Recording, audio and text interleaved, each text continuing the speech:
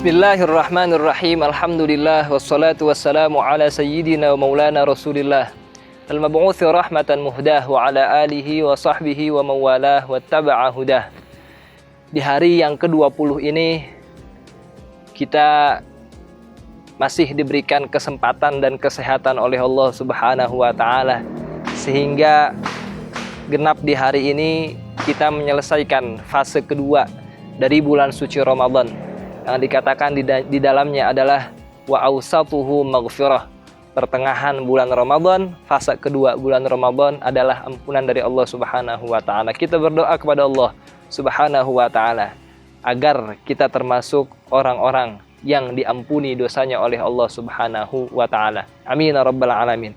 Setelah kita membahas hadis-hadis yang meriwayatkan bagaimana Allah Subhanahu wa taala memuliakan dan mengagungkan orang-orang yang berlaku baik, khususnya yang membantu sesama dengan ganjaran dan balasan yang beraneka ragam, yang tentunya semuanya besar di sisi Allah Subhanahu wa taala. Di hari yang ke-20 ini kita akan memasuki hadis yang ke-32, yang artinya sedikit lagi kita akan menghatamkan kitab ini. Kita berdoa kepada Allah agar apa yang kita lakukan dari kegiatan ini dinilai ibadah dan diridhoi oleh Allah Subhanahu wa taala. Bismillahirrahmanirrahim. Al-haditsu tsani was salasun. Hadis yang ke-32. An Anas bin Malik radhiyallahu taala anhu qala. Dari Anas bin Malik radhiyallahu taala anhu qala, ia berkata, qala Rasulullah sallallahu alaihi wasallam. Bersabda Rasulullah sallallahu alaihi wasallam, "Wallazi nafsi biyadihi." Demi zat yang jiwaku berada di genggamannya, demi Allah Subhanahu wa taala, la yadha'ullahu rahmata illa ala rahimin, bahwa Allah Subhanahu wa taala tidak meletakkan rahmatnya, kasih sayangnya, kecuali kepada mereka yang mempunyai sifat kasih sayang. Allah tidak meletakkan kasih sayangnya kecuali kepada mereka yang penyayang. Qulna, kami berkata kepada Rasulullah sallallahu alaihi wasallam, kata para sahabat, ya Rasulullah, wahai Rasulullah, kulluna rahimun, setiap kita adalah penyayang, setiap kita mempunyai sifat kasih sayang. Qala, Rasulullah bersabda, laisal ladzi yarhamu nafsahu wa ahlahu khassatan. Orang yang penyayang bukanlah orang yang menyayangi dirinya dan keluarganya saja, walakinnal ladzi yarhamul muslimin. Orang yang penyayang adalah mereka yang berkasih sayang, yang menyayangi saudara-saudaranya yang beragama Islam atau sesama muslim. Ma'asyiral hadirin rahimakumullah, kita tahu dari sifat-sifat Allah Subhanahu wa taala yang begitu luhur dan agung, antara dari semuanya adalah Ar-Rahman. Allah mempunyai sifat kasih sayang. Semua hambanya diberikan kasih sayang oleh Allah Subhanahu wa taala. Jikalau kita ingin diberikan kasih sayang Allah Subhanahu wa taala yang lebih, maka jadilah kita juga sebagai penyayang. Jadilah kita orang yang bisa menebarkan kasih sayang. Para sahabat bertanya, bukankah kita termasuk orang yang mempunyai sifat kasih sayang? Bukankah kita orang yang penyayang? Rasulullah di sini tegaskan dengan jawabannya yang luar biasa. Rasulullah tahu bahwa di setiap kita pasti menyayangi dirinya sendiri, menyayangi keluarganya. Tapi terkadang kita lupa dengan saudara kita sesama muslim. Maka Rasulullah tekankan dengan jawabannya, entar dulu. Yang disebut penyayang bukan mereka yang cuma sayang sama diri dan keluarganya aja, tapi mereka juga yang sayang, yang prihatin, yang perhatian kepada saudaranya sesama muslim.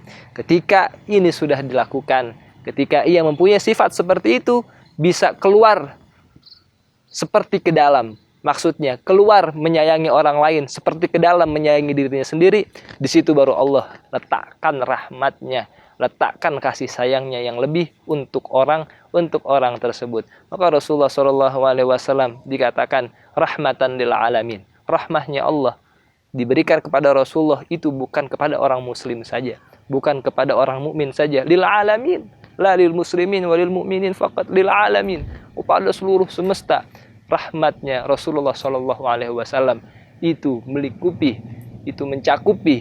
meliputi alam semesta ini. Bahwa kita sebagai umat Nabi Muhammad pun harus meniru bagaimana kita menebarkan rahmat, bukan hanya kepada diri kita, tapi juga kepada muslim, terlebih lagi kepada makhluk-makhluk Allah yang lainnya.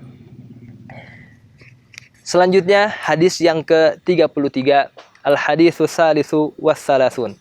Hadis yang ke-33, an Abi Hurairah radhiyallahu taala anhu qala, dari Abu Hurairah radhiyallahu taala anhu qala, ia berkata, qala Rasulullah sallallahu alaihi wasallam, bersabda Rasulullah sallallahu alaihi wasallam, man aqala musliman aqalahu Allahu asratahu yaumal qiyamah.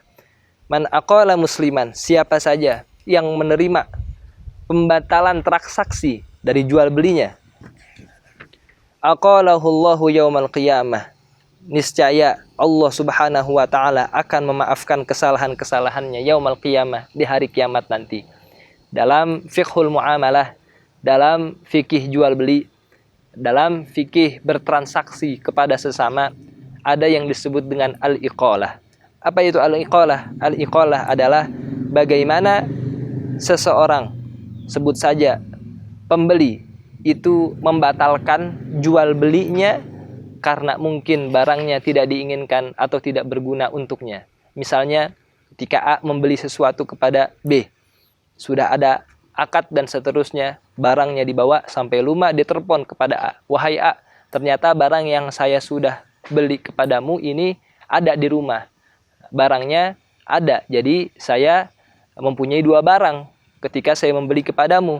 Nah, saya harap engkau bisa menerima pembatalan jual beli kita sebelumnya. Saya balikan barang ini kepadamu, kamu balikan duit ini kepadaku. Itu namanya al-iqalah, pembatalan transaksi antara penjual dan pembeli.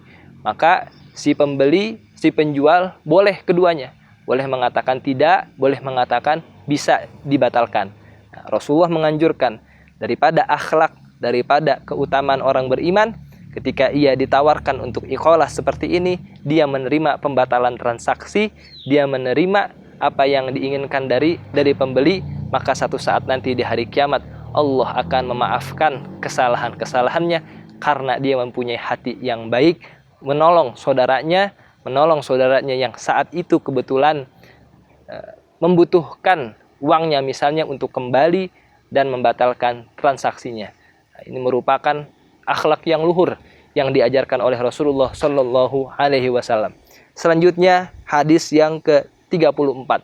Di pertemuan yang ke-20 ini spesial, kita membahas 3 hadis karena setelah ini kita akan memasuki Ashrul Awakhir, yaitu 10 hari terakhir di bulan Ramadan, yang artinya setelah ini juga kita akan menutup sesi atau silsilah pengajian Ramadan kita dengan menghatamkan kitab ini sampai 40 hadis. Al-hadithur rabi'u wassalasun. Hadis yang ke-34. An Ibnu Abbas radhiyallahu taala anhuma, dari Ibnu Abbas radhiyallahu taala anhuma, anin Nabi sallallahu alaihi wasallam annahu qala, dari Nabi Muhammad sallallahu alaihi wasallam ia bersabda, qala Allahu azza wa jalla, Allah Subhanahu wa taala berfirman dalam hadis qudsinya, ana qaddartul khaira wa syarra, aku telah takdirkan kebaikan dan keburukan. Fatuba liman ja'altul khaira ala yadayhi, maka beruntunglah orang yang aku jadikan kebaikan ada padanya. Wa wailun liman ja'altu mafatihasy syarri ala yadayhi, dan celakalah orang-orang yang aku jadikan kunci keburukan ada pada mereka. Rasulullah sallallahu alaihi wasallam al-qadirul muqtadir, maha segalanya, mampu untuk menakdirkan sesuatu. Ada yang baik, ada yang buruk. Allah Subhanahu wa taala al-qahir, maha perkasa untuk segalanya, bisa mentakdirkan yang baik dan yang buruk kepada siapa saja yang ia kehendaki, yang ia mau. Maka Allah Subhanahu wa taala katakan dengan kuasanya, ana qaddartu khaira wa syarra, maka beruntunglah orang-orang yang aku takdirkan kebaikan, dan celakalah mereka yang aku takdirkan keburukan di dalamnya. Tentunya kita sebagai hamba Allah Subhanahu wa taala, umat Rasulullah, menginginkan takdir kebaikan itu ada dan melekat di diri kita. Bagaimana caranya? Al-Imam Abdullah bin Al-Haddad dalam satu kesempatan di kitabnya, ia berkata, jikalau takdir kebaikan itu ingin melekat kepada kita, maka sering-seringlah, maka terus-meneruslah, perbanyaklah berbuat baik.